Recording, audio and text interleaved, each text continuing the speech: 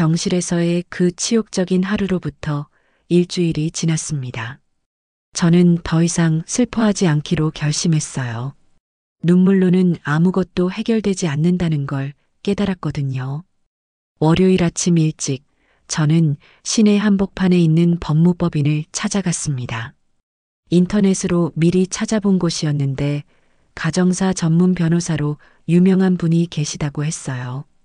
접수대에서 상담 예약을 했다고 말하자 깔끔한 정장을 입은 직원이 저를 안내해 주었습니다. 사무실 분위기는 차분하면서도 전문적이었어요. 벽에 걸린 각종 자격증들이 신뢰감을 주었습니다. 김 변호사님은 40대 중반쯤 되어 보이는 여성이었어요. 첫인상부터 믿음직스러웠습니다. 어떤 일로 오셨는지 자세히 말씀해 주세요. 저는 지난 일주일간 정리해둔 자료들을 꺼내며 차근차근 설명했어요. 남편의 불륜, 영숙과의 관계, 그리고 제가 수집한 모든 증거들을 보여드렸습니다. 변호사님은 제가 가져온 편지들과 휴대폰 메시지 캡처, 은행 거래 내역을 꼼꼼히 살펴보셨어요. 증거가 상당히 확실하네요. 이 정도면 재산 분할에서 유리한 위치에 서실 수 있습니다. 그럼 제가 더 많이 받을 수 있다는 말씀이세요? 불륜을 저지른 배우자의 경우 재산 분할 비율이 불리하게 적용될 수 있어요.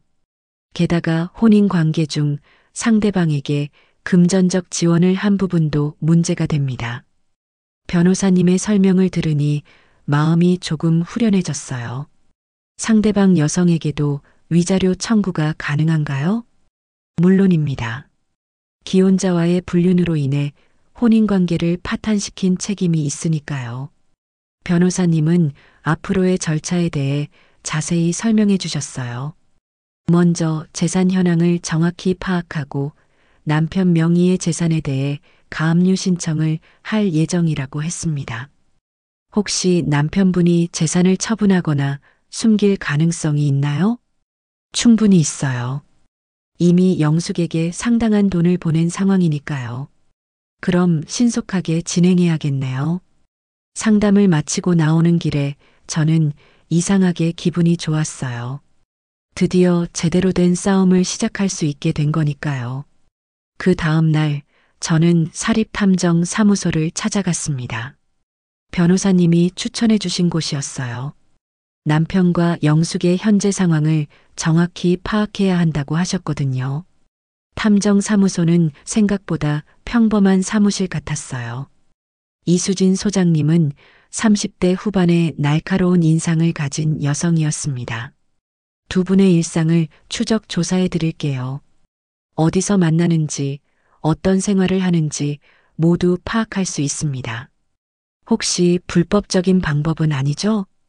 물론입니다. 공개된 장소에서의 행동만 관찰하고 기록할 뿐이에요. 탐정님은 보통 이런 경우 일주일 정도면 충분한 자료를 모을 수 있다고 했어요. 집으로 돌아와서 저는 본격적인 계획을 세우기 시작했습니다. 먼저 남편과 영숙이 어떤 생활을 하고 있는지 파악하고 그들의 약점을 찾아내는 것이 우선이었어요. 며칠 후 탐정님으로부터 첫 번째 보고서를 받았습니다. 사진과 함께 상세한 일정표가 들어 있었어요. 사진들을 보는 순간 속이 뒤틀렸습니다. 남편과 영숙이 고급 레스토랑에서 식사하는 모습, 백화점에서 쇼핑하는 모습들이었거든요. 제가 25년간 아껴가며 모은 돈으로 저런 사치를 부리고 있었던 거예요. 특히 영숙이 명품 가방을 들고 있는 사진을 보니 화가 치솟았어요. 그 가방은 제가 한 번도 가져본 적 없는 브랜드였습니다. 더 가관인 건 영숙의 SNS였어요. 탐정님이 캡처해 온 게시물들을 보니 영숙이 마치 신혼여행이라도 다니는 것처럼 행복한 모습들을 과시하고 있었습니다.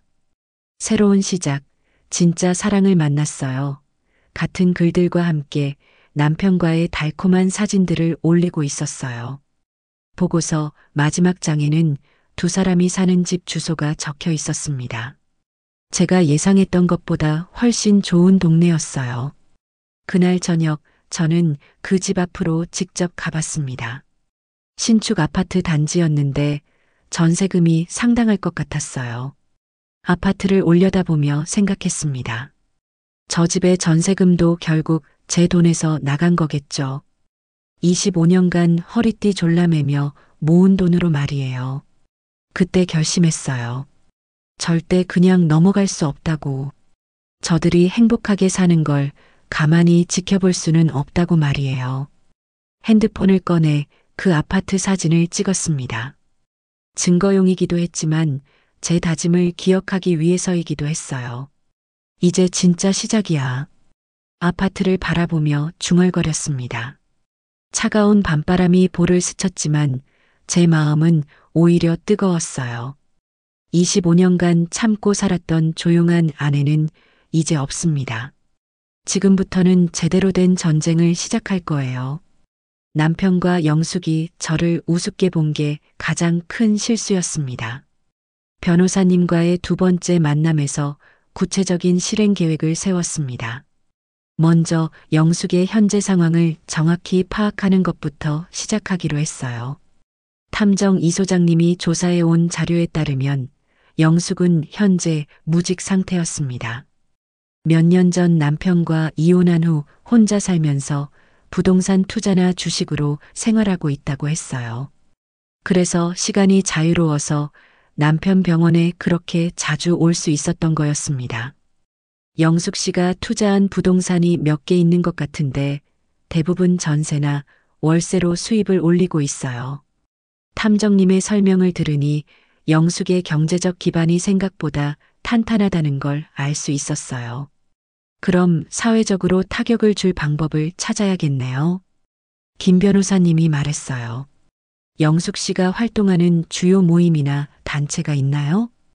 탐정님이 추가 자료를 꺼내며 설명했습니다. 영숙은 지역 부녀의 임원으로 활동하고 있었고 성당 신자회에서도 중요한 역할을 맡고 있었어요. 또한 고등학교 동창회 총무를 맡아서 정기 모임을 주관하고 있었습니다. 이런 곳들은 보통 도덕성을 중요하게 생각하죠. 변호사님의 말에 저는 고개를 끄덕였어요. 영숙이 그렇게 열심히 활동하는 곳들에서 불륜 사실이 알려진다면 상당한 타격이 될 것 같았습니다. 어떤 방식으로 알리는 게 좋을까요? 익명으로 사실을 알리되 확실한 증거와 함께 하시는 게 좋겠어요. 집에 돌아와서 저는 제보할 자료를 정리하기 시작했습니다.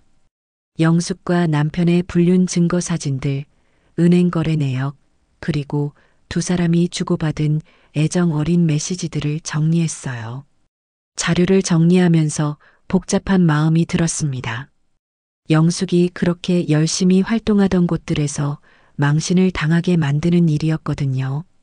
하지만 영숙이 먼저 저를 배신했다는 걸 생각하니 망설임이 사라졌어요. 먼저 부녀회부터 시작하기로 했습니다. 부녀회 회장님께 익명 편지를 보냈어요. 정중한 어조로 영숙의 불륜 사실을 알리고 증거 사진들을 동봉했습니다. 지역 주민들의 도덕적 모범이 되어야 할 임원이 이런 행동을 하는 것이 적절한지 판단해 주시기 바랍니다. 편지 마지막에 이렇게 적었어요. 사흘 후 탐정 이 소장님으로부터 연락이 왔습니다. 영숙 씨가 부녀회에서 긴급히 불려갔다고 합니다. 그리고 임원직에서 물러나게 됐어요. 드디어 첫 번째 타격이 시작되었구나 싶었어요. 그 다음은 성당이었습니다. 성당은 더욱 보수적인 곳이라 반응이 클 것 같았어요. 주임 신부님께 정중한 편지를 보냈습니다. 신자회 임원으로서 교회 공동체에 미칠 영향을 고려해 주시기 바랍니다. 일주일 후 영숙으로부터 전화가 걸려왔습니다. 언니, 이게 언니 짓이에요? 목소리가 떨리고 있었어요. 무슨 말이야? 부녀회랑 성당에 제보한 거 말이에요. 언니 아니면 누가 이런 걸 알고 있겠어요? 저는 잠시 침묵했습니다. 부인할 수도 있었지만 굳이 그럴 필요는 없다고 생각했어요. 그래서 언니, 제발 그만해 주세요. 제가 잘못했어요. 지금 와서 잘못했다고 해서 뭐가 달라져? 저 이제 동네에서 얼굴 들고 다닐 수가 없어요. 영숙의 목소리에서 절망감이 느껴졌어요. 하지만 저는 조금도 동정심이 들지 않았습니다. 25년 친구의 남편을 뺏을 때는 그런 생각 안 했지? 그리고 전화를 끊어버렸어요. 마지막으로 고등학교 동창회에도 같은 방식으로 제보했습니다. 동창회는 영숙이 가장 아끼는 모임이었거든요. 총무로서 자부심을 갖고 있었던 곳이었어요. 한 달이 지나자 영숙의 사회적 활동이 모두 중단되었다는 소식을 들었어요. 부녀의 임원직 사퇴, 성당 신자회에서도 조용히 물러나기, 동창회 총무직도 다른 사람에게 넘겨주기까지. 탐정님의 보고에 따르면 영숙이 거의 집에만 있으면서 외출을 꺼리고 있다고 했어요. 동네 사람들의 시선이 부담스러워하는 것 같다고 했습니다. 더 흥미로운 건 영숙과 남편 사이의 관계 변화였어요. 영숙이 사회적 고립으로 스트레스를 받으면서 남편에게 짜증을 내기 시작했다는 거였습니다. 어제 저녁에도 두 사람이 크게 싸웠다고 합니다. 영숙 씨가 당신 때문에 내가 이런 꼴이 났다고 소리쳤대요. 탐정님의 보고를 들으니 속이 시원했어요. 벌써 금이 가기 시작하는 것 같았거든요. 영숙의 부동산 임대 수입도 문제가 생기기 시작했어요. 소문이 퍼지면서 일부 세입자들이 이사를 가고 싶어 한다는 얘기가 들렸습니다. 한편 저는 남편의 직장 상황도 파악하고 있었어요. 남편이 다니는 회사는 영숙만큼 직접적인 타격을 주기는 어려웠지만 동료들 사이에서 수군거림의 대상이 되고 있는 것은 분명했습니다. 두 달이 지나자 효과가 뚜렷하게 나타나기 시작했어요. 영숙은 사회적으로 고립되었고 경제적으로도 압박을 받기 시작했습니다. 두 사람 모두 심리적 스트레스를 받고 있었어요. 어느 날 저녁 저는 그들이 사는 아파트 근처를 지나가 봤어요. 두 달 전만 해도 행복해 보였던 두 사람의 표정이 많이 어두워져 있었습니다. 영숙은 예전처럼 당당한 모습이 아니었고 남편도 시무룩한 표정으로 걷고 있었어요. 행복하시겠네요? 차 안에서 그들을 바라보며 혼잣말로 중얼거렸습니다. 집에 돌아와서 거울을 봤어요. 두 달 전보다 표정이 많이 밝아진 것 같았습니다. 복수가 시작되면서 오히려 제가 더 활기를 찾고 있었어요. 이제 본격적인 법적 절차를 시작할 때가 되었습니다. 영숙과 남편이 심리적으로 위축된 지금이 적기였어요. 아직 시작도 안 했어. 거울 속 제 자신에게 말했습니다. 진짜 전쟁은 이제부터였어요. 영숙의 사회적 고립이 진행되는 동안 저는 다음 단계를 준비하고 있었습니다. 김 변호사님과 상의한 결과 이제 법적 절차를 본격적으로 시작할 때가 되었다고 판단했어요. 재산 가압류 신청을 해야겠어요. 남편분이 더 이상 재산을 처분하지 못하게 막는 게 급선무입니다. 변호사님의 조언에 따라 법원에 가압류 신청서를 제출했습니다. 남편 명의의 통장, 부동산, 그리고 주식까지 모든 재산을 동결시키는 절차였어요. 신청서를 제출하고 나니 마음이 한결 가벼워졌습니다. 드디어 제대로 된 법적 대응을 시작한 거니까요. 사흘 후 법원에서 가압류 결정이 났다는 연락을 받았어요. 남편의 모든 재산이 동결된 상태가 되었습니다. 그날 오후 탐정 이 소장님으로부터 흥미로운 보고를 받았어요. 남편분이 은행에 갔다가 통장이 막혔다는 걸 알고 당황하더군요. 급하게 영숙 씨한테 전화하는 모습이 목격됐습니다. 드디어 경제적 압박이 시작된 거였어요. 다음 날 남편으로부터 전화가 걸려왔습니다. 여보, 이게 뭐야? 갑자기 통장이 다 막혔는데? 목소리에 당황스러움이 묻어 있었어요. 당연한 절차야. 이혼 소송 준비하는 거니까. 그래도 미리 얘기를 해야 하는 거 아니야? 25년 아내한테 바람 피울 때는 미리 얘기 안 했잖아. 남편은 더 이상 할 말이 없었나 봐요. 전화를 끊어버렸습니다. 한편 저는 새로운 일상을 만들어가고 있었어요. 오랫동안 미뤄두었던 취미 활동을 시작했습니다. 요가 수업에 등록하고 독서 모임에도 참여하기 시작했어요. 요가 수업에서 만난 선생님은 40대 초반의 밝은 분이었어요. 처음이시죠? 긴장하지 마세요. 천천히 따라오시면 돼요. 네, 잘 부탁드려요. 몸을 움직이면서 마음도 차츰 정화되는 기분이었어요. 오랫동안 남편과 영숙 때문에 얽매여 있던 제가 조금씩 자유로워지는 느낌이었습니다. 독서 모임에서는 다양한 연령대의 여성들을 만날 수 있었어요. 각자의 인생 이야기를 나누면서 제가 겪은 일이 그리 특별한 건 아니라는 걸 깨달았습니다. 저도 비슷한 일을 겪었어요. 처음엔 세상이 무너지는 줄 알았는데 지금 생각해보니 오히려 새로운 시작이었더라고요. 60대 초반의 한 회원이 저에게 말해주었어요. 그 말이 큰 위로가 되었습니다. 2주가 지나자 남편과 영숙의 상황이 급격히 악화되기 시작했어요. 남편은 재산이 모두 동결되어 생활비조차 마련하기 어려운 상황이 되었습니다. 탐정님의 보고에 따르면 영숙이 자신의 돈으로 2사람의 생활비를 대고 있다고 했어요. 하지만 영숙도 부동산 임대 수입이 줄어들면서 경제적 부담이 커지고 있었습니다. 어제 저녁에 2사람이 또 크게 싸웠다고 합니다. 돈 문제 때문이었어요. 어떤 내용이었나요? 영숙 씨가 내가 언제까지 당신 뒷바라지를 해야 하냐고 소리쳤다고 해요. 점점 상황이 제가 원하는 방향으로 흘러가고 있었어요.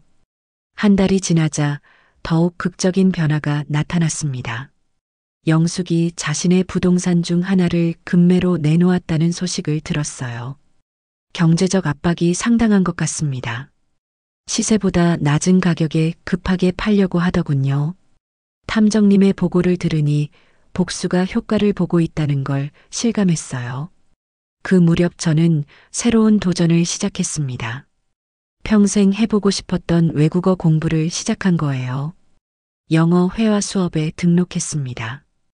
It's never too late to start something new. 선생님이 첫 수업에서 해주신 말이었어요. 정말 새로운 시작을 하기에 늦지 않았다는 생각이 들었습니다. 영어 공부를 하면서 제 자신감도 조금씩 회복되었어요. 25년간 남편에게만 의존했던 제가 혼자서도 충분히 해낼 수 있다는 걸 깨달았거든요. 2달이 지나자 남편과 영숙의 관계가 심각하게 악화되었다는 보고를 받았어요. 영숙 씨가 남편분에게 당신이 부자인 줄 알고 만났는데 거지가 됐다고 말했다고 합니다. 그럼 남편은 뭐라고 했나요? 내가 나한테 접근한 거 아니냐고 반박했다고 해요. 서로 상대방을 탓하기 시작한 거였어요. 예상했던 대로였습니다. 그 시기에 저는 변호사님과 함께 본격적인 이혼 소송 준비를 시작했어요. 모든 증거가 확보된 상태였고 재산 가압류도 완료되어 있어서 유리한 위치에 있었습니다. 재산 분할에서 70% 이상 받을 수 있을 것 같아요. 불륜에 대한 증거가 확실하니까요. 변호사님의 말에 마음이 놓였어요. 위자료는 어느 정도 받을 수 있을까요? 남편분께는 5천만 원, 영숙 씨에게는 3천만 원 정도 청구할 수 있을 것 같습니다. 그날 저녁 저는 요가 수업을 마치고 집에 돌아가는 길에 그들이 사는 아파트 앞을 지나갔어요. 3개월 전과는 완전히 다른 모습이었습니다. 남편은 많이 초라해 보였고 영숙도 예전의 당당함을 찾아볼 수 없었어요. 2사람 모두 우울한 표정으로 걷고 있었습니다. 돈이 없으니 사랑도 식나 보네. 차 안에서 그들을 바라보며 중얼거렸습니다. 집에 돌아와서 거울을 봤어요. 3개월 전과 비교해 보니 제 모습이 많이 달라져 있었습니다. 표정도 밝아졌고 자세도 당당해진 것 같았어요. 요가와 영어 공부, 독서 모임 등 새로운 활동들이 저에게 활력을 주고 있었습니다. 복수를 하면서 동시에 제 자신도 성장하고 있다는 걸 느낄 수 있었어요. 무엇보다 혼자서도 충분히 행복할 수 있다는 자신감이 생겼습니다. 25년간 남편에게 의존했던 삶에서 벗어나 진정한 독립을 이루어가고 있는 기분이었어요. 이제 진짜 내 인생이 시작되는 거야. 거울 속 제 자신에게 말했습니다. 복수는 계속 진행 중이었지만 그것보다 더 중요한 건 제가 새로운 사람으로 거듭나고 있다는 사실이었어요. 다음 단계가 기다리고 있었습니다. 재산 가압류가 효력을 발휘하면서 남편과 영숙의 갈등이 깊어지던 어느 날 탐정 이 소장님으로부터 예상치 못한 보고를 받았습니다. 조사를 진행하던 중 흥미로운 사실을 발견했어요. 남편분과 영숙 씨의 관계가 생각보다 훨씬 계획적이었던 것 같습니다. 사무실에서 만난 탐정님은 두꺼운 파일을 제 앞에 놓았어요. 파일을 열어보니 충격적인 내용들이 나와 있었습니다. 영숙이 남편의 입원 훨씬 전부터 남편 회사 근처 카페에서 정기적으로 만났다는 신용카드 결제 기록들이 있었어요. 이 카페 영수증을 보세요. 2년 전부터 같은 시간대에 두 분이 결제한 기록이 여러 번 나와요. 손이 부들부들 떨렸습니다. 2년 전이라면 제가 어머니 간병으로 바쁘던 시기였어요. 남편이 회사 일이 힘들다고 하면서 늦게 들어오던 때였는데 실제로는 영숙과 만나고 있었던 거였습니다. 더 있어요. 영숙 씨가 이혼한 진짜 이유도 확인됐어요. 탐정님이 또 다른 서류를 보여주었어요. 영숙의 이혼 조정 기록이었습니다. 영숙 씨 전 남편이 불륜을 이유로 이혼을 요구했다고 되어 있어요. 상대방은 기혼 남성이었고요. 그럼 그때 상대방이 네, 남편분일 가능성이 높아 보입니다. 머리가 어지러웠어요. 영숙이 자신의 결혼 생활을 파탄내면서까지 제 남편을 선택했다는 얘기였습니다. 탐정님은 영숙의 전 남편 연락처도 알아냈다고 했어요. 그분에게 직접 사실을 확인해 보기로 했습니다. 전화를 걸어 상황을 설명하자 영숙의 전 남편은 분노를 터뜨렸어요. 역시 그 여자답네요. 저한테도 똑같은 짓을 했거든요. 혹시 상대방이 누구였는지 아세요? 당신 남편이 맞아요. 회사 앞에서 몇 번 봤거든요. 충격적인 증언이었어요. 영숙이 얼마나 계획적으로 제 가정을 파괴했는지 알 수 있었습니다. 이 정보를 어떻게 활용할지 신중하게 생각해야 했어요. 먼저 영숙의 가족들에게 진실을 알리는 것부터 시작하기로 했습니다. 영숙의 여동생에게 정중한 편지를 써서 사실을 알렸어요. 증거 자료와 함께 영숙이 자신의 가정을 먼저 파괴하고 다른 가정까지 망가뜨렸다는 내용을 담았습니다. 며칠 후 영숙의 동생으로부터 연락이 왔어요. 언니가 우리한테는 남편이 바람을 펴서 이혼했다고 했거든요. 영숙 씨가 거짓말을 한 거예요.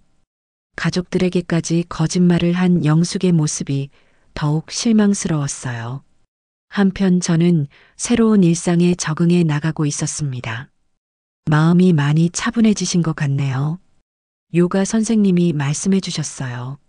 그렇게 복수가 성공할수록 제 마음은 오히려 차분해졌습니다. 2주가 지나자 영숙 주변에서 변화가 일어나기 시작했어요. 가족들이 영숙을 멀리하기 시작했고 지인들도 하나둘씩 연락을 끊어가고 있었습니다. 탐정님의 보고에 따르면 영숙이 거의 집에만 있으면서 외출을 꺼리고 있다고 했어요. 나갈 때도 선글라스로 얼굴을 가린다고 했습니다. 남편분과의 관계도 더욱 악화되고 있어요. 서로 책임을 떠넘기고 있다고 해요. 예상했던 상황이었습니다. 경제적 압박과 사회적 고립이 두 사람의 관계를 갈라놓고 있었어요.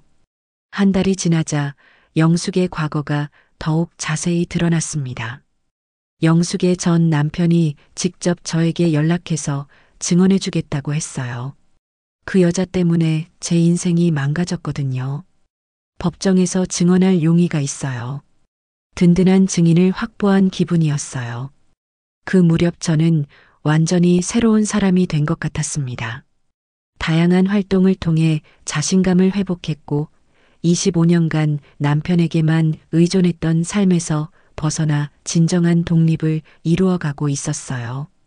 어느 날 영어 학원을 마치고 돌아가는 길에 우연히 영숙을 봤습니다.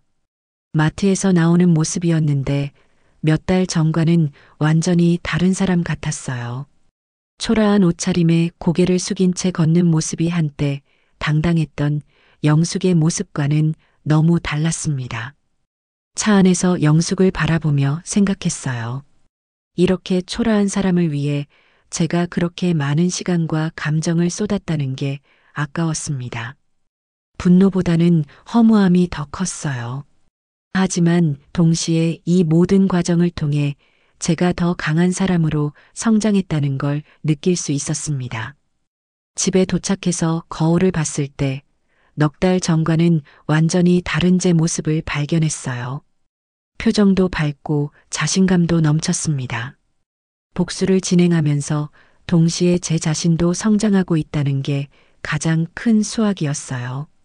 이제 정말로 새로운 인생을 살고 있는 기분이었습니다.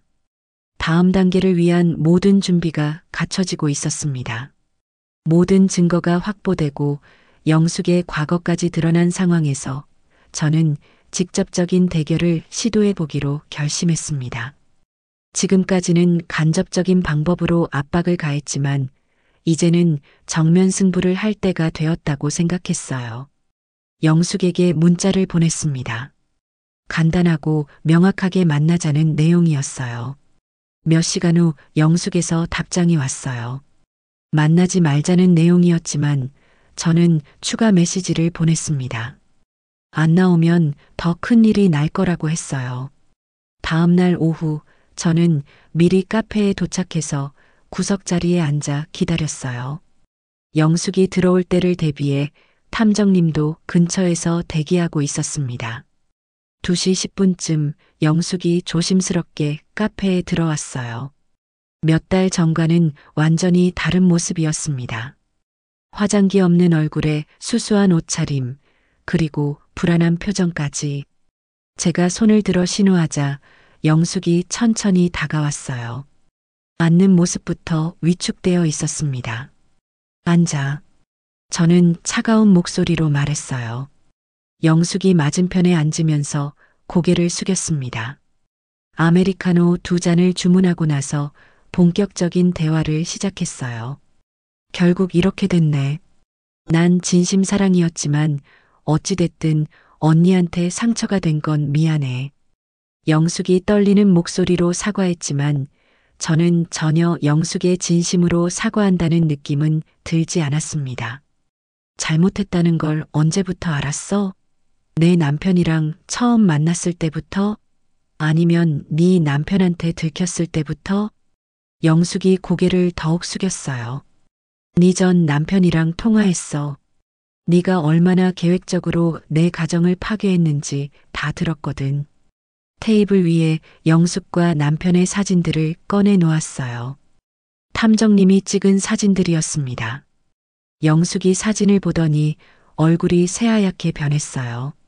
이제 와서 사과한다고 해서 뭐가 달라져? 25년 우정을 배신한 대가를 생각해 본 적 있어?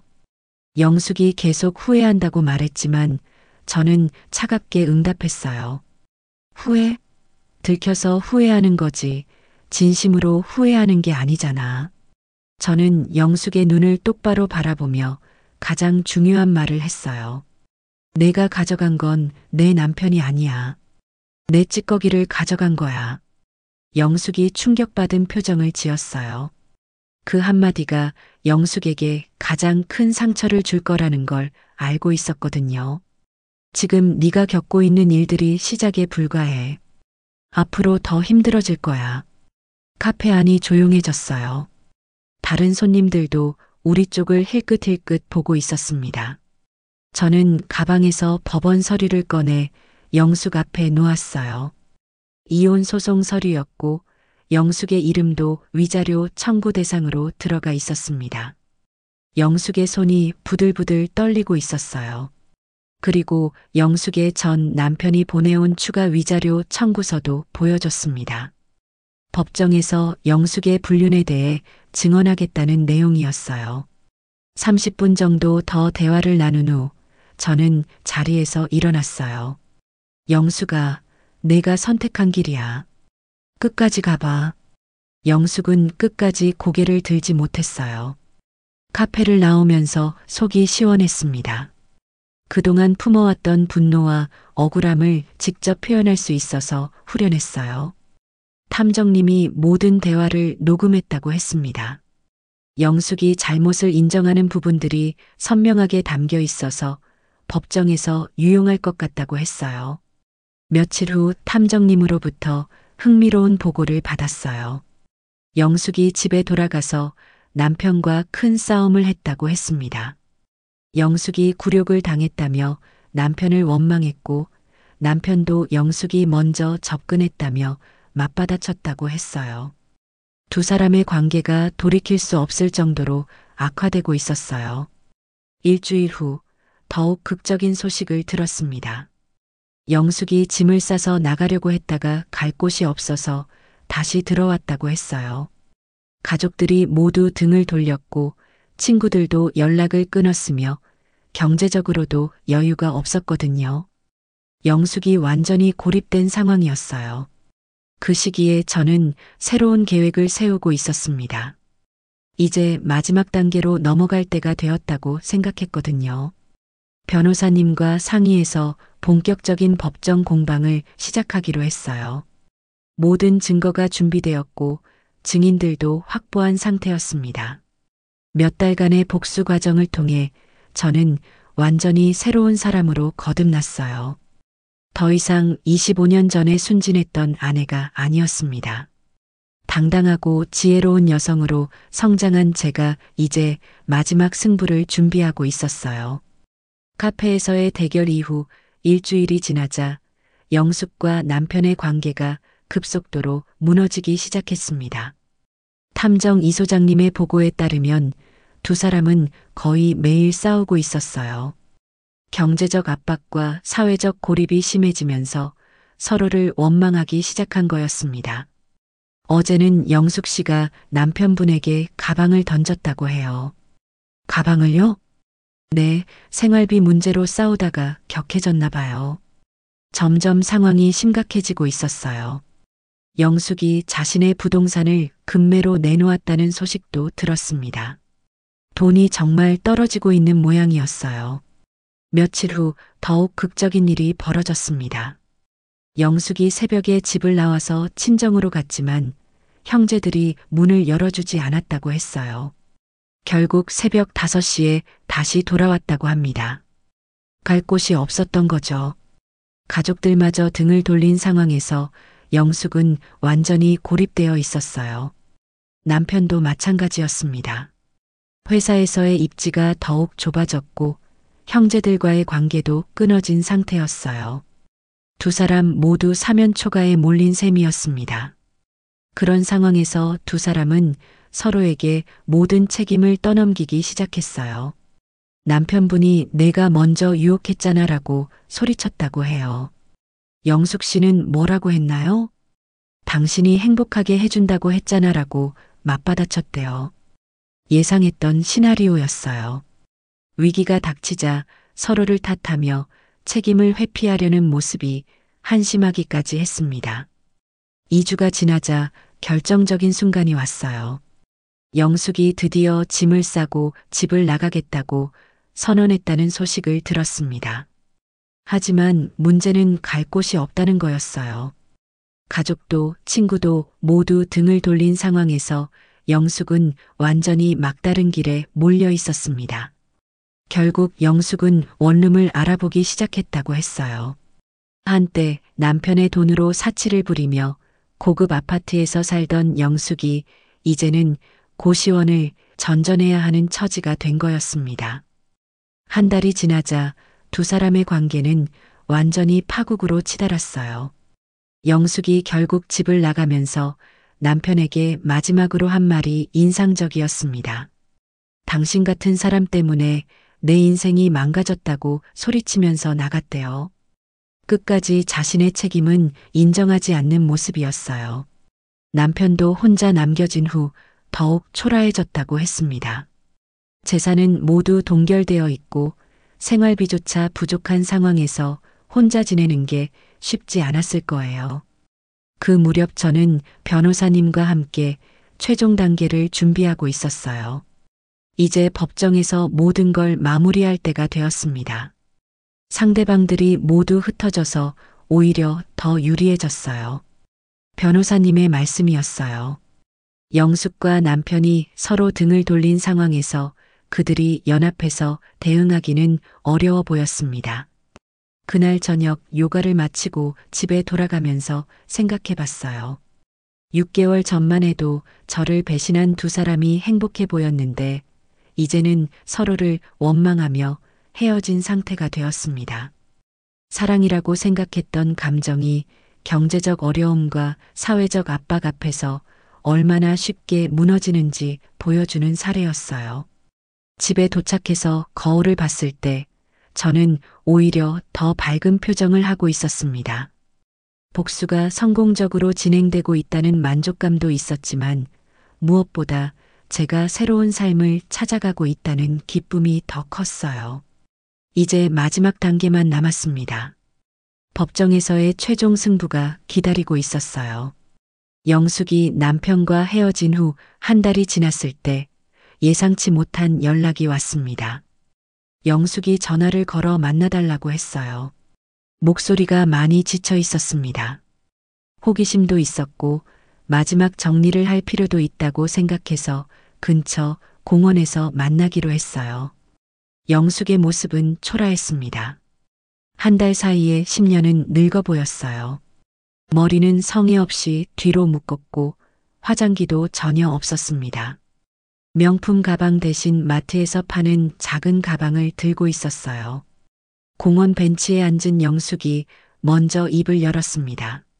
언니, 저 정말 잘못했어요. 하지만 저는 이미 마음의 정리가 끝난 상태였어요. 몇 달간의 복수 과정을 통해 분노도 많이 가라앉았고 무엇보다 제 삶이 훨씬 나아졌다는 걸 실감하고 있었거든요. 지금 와서 사과해도 달라지는 건 없어. 영숙이 고개를 숙이며 한동안 말이 없었어요. 그러더니 갑자기 표정을 바꾸며 말했습니다. 언니, 그런데 형부가 저한테 한 얘기가 있어요. 무슨 얘기? 언니도 모르는 일들이 있을 거예요. 형부가 돈 문제로 회사에서 곤란해질 수도 있어요.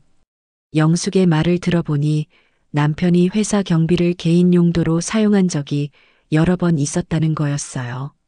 금액이 큰 건 아니었지만 회사에서 문제 삼으면 징계나 해고도 가능한 상황이라고 했습니다. 왜 이런 얘기를 나한테 해? 형부가 저를 완전히 이용만 하고 버렸거든요. 언니한테도 미안하고. 영숙이 말하는 내용들을 정리해보니 남편의 문제가 생각보다 심각했어요. 회사 돈 무단 사용뿐만 아니라 거래처와의 부적절한 관계, 허위 보고서 작성 등 여러 가지가 있었습니다. 증거가 있어? 영숙이 핸드폰을 꺼내 보여준 메시지들과 녹음 파일들은 정말 충격적이었어요. 남편이 영숙에게 자신의 잘못들을 털어놓으면서 동시에 회사에서 들키지 않는 방법까지 의논한 내용들이었습니다. 저는 이 정보를 어떻게 활용할지 신중하게 생각해야 했어요. 남편의 직장 문제까지 터지면 재산 분할에서 더욱 유리해질 수 있지만 동시에 받을 수 있는 재산 자체가 줄어들 수도 있었거든요. 왜 이걸 저한테 주는 거예요? 언니가 새로 시작하는데 도움이 될 것 같아서요. 그리고 저도 형부한테 완전히 속았다는 걸 깨달았거든요. 영숙도 결국 남편에게 이용당했다는 걸 뒤늦게 알게 된 거였어요. 사랑이라고 생각했던 관계가 실제로는 서로를 이용하는 거래에 불과했다는 사실을 말이죠. 30분 정도 더 이야기를 나눈 후 영숙이 떠났어요. 마지막에 고개를 숙여 인사하는 모습이 한때 당당했던 영숙의 모습과는 너무 달랐습니다. 집에 돌아와서 영숙이 준 자료들을 차근차근 검토해 봤어요. 변호사님께 상의해서 어떻게 활용할지 결정해야겠다고 생각했습니다. 하지만 무엇보다 중요한 건 제가 이 모든 과정을 통해 완전히 새로운 사람으로 거듭났다는 사실이었어요. 몇 달 전만 해도 무력했던 제가 아니라 당당하고 지혜로운 여성으로 성장했다는 것 말이죠. 영숙과 남편이 서로를 배신하면서 모든 비밀이 드러나게 되었어요. 그들이 생각했던 사랑이 얼마나 허망한 것이었는지 보여주는 결과였습니다. 이제 정말 마지막 단계만 남았습니다. 법정에서 모든 걸 깔끔하게 정리할 때가 되었어요. 몇 달 만에 드디어 법정에서 모든 것이 결정되었습니다. 김 변호사님의 탁월한 변론과 확실한 증거들 덕분에 재산 분할에서 75%를 받을 수 있었어요. 남편의 불륜과 재산 은닉 시도가 모두 인정되었거든요. 위자료도 남편에게 5천만 원, 영숙에게 3천만 원씩 총 8천만 원을 받게 되었습니다. 변호사님도 예상보다 좋은 결과라며 축하해 주셨어요. 판결문을 받아들고 법원을 나서는 길에 남편을 마주쳤습니다. 몇 달 전과는 완전히 다른 모습이었어요. 많이 야위었고 표정도 어두웠습니다. 그 순간 저는 영숙이 준 회사 관련 자료들을 생각했어요. 남편의 직장 문제까지 터뜨리면 완전히 파멸시킬 수 있었지만 그러지 않기로 결심했습니다. 아이들에게는 여전히 아버지였으니까요. 아무리 저를 배신했어도 자식들까지 아버지를 잃게 할 수는 없었어요. 이 정도면 충분한 복수라고 생각했습니다. 집에 돌아와서 그동안 모아둔 영숙의 회사 관련 자료들을 모두 소각했어요. 타들어가는 종이들을 보면서 정말로 모든 게 끝났다는 걸 실감했습니다. 큰아들이 찾아와서 판결 결과를 알려주었어요. 아들은 아버지에 대한 실망감을 숨기지 않았지만 그래도 제가 새로운 시작을 할 수 있게 되어 다행이라고 했어요. 다음 날부터 저는 본격적인 새 출발을 준비했습니다. 받아낸 재산으로 작지만 아늑한 아파트를 구입했어요. 25년간 살았던 집의 추억들과도 완전히 이별하기로 했거든요. 이사 준비를 하면서 그동안의 일들을 돌아봤어요. 남편의 병실에서 시작된 악몽 같은 일들이 이제는 제 인생의 새로운 전환점이 되었습니다. 요가, 영어, 자원봉사까지 복수를 진행하면서 동시에 발견한 새로운 취미들이 이제는 제 삶의 중심이 되었어요. 남편에게만 의존했던 과거와는 완전히 다른 독립적인 여성으로 거듭난 것이죠. 새 집으로 이사한 첫날 밤 거울을 보며 웃음이 나왔어요. 당당하고 자신감 넘치는 표정, 혼자서도 충분히 행복할 수 있다는 확신, 그리고 무엇보다 진정한 자유를 얻었다는 기쁨이 얼굴에 그대로 드러나 있었습니다. 영숙과 남편은 각자의 길을 가고 있었어요. 영숙은 원룸에서 생활하며 아르바이트로 살아가고 있고 남편은 회사를 그만두고 작은 사업을 시작했다고 들었습니다. 더 이상 제게는 중요하지 않은 일들이었어요. 새집 베란다에서 바라본 석양이 아름다웠습니다. 내일부터는 정말로 새로운 인생이 시작될 거예요. 이제 진짜 자유입니다. 주인공의 길고 험난했던 복수 이야기가 끝났습니다. 배신당한 주인공이 굴복하지 않고 당당하게 일어서서 새로운 삶을 찾아가는 모습이 어떠셨나요? 혹시 비슷한 상황을 겪고 계시거나 주변에 이런 일을 당한 분이 있다면 절망하지 마시고 용기를 내시길 바랍니다. 때로는 인생의 가장 어두운 순간이 새로운 시작의 문이 될 수도 있으니까요. 주인공처럼 지혜롭고 품위 있는 방법으로 자신의 권리를 찾고 더 나은 삶을 만들어가는 것이 진정한 승리라고 생각합니다. 이런 현실적이고 통쾌한 복수 스토리가 마음에 드셨다면 구독과 좋아요로 응원해주세요. 여러분의 관심이 더 많은 감동적인 이야기를 만들어가는 힘이 됩니다. 댓글로 여러분의 생각과 응원의 메시지도 남겨주시면 감사하겠습니다. 다음에도 여러분의 마음을 울리는 이야기로 찾아뵙겠습니다.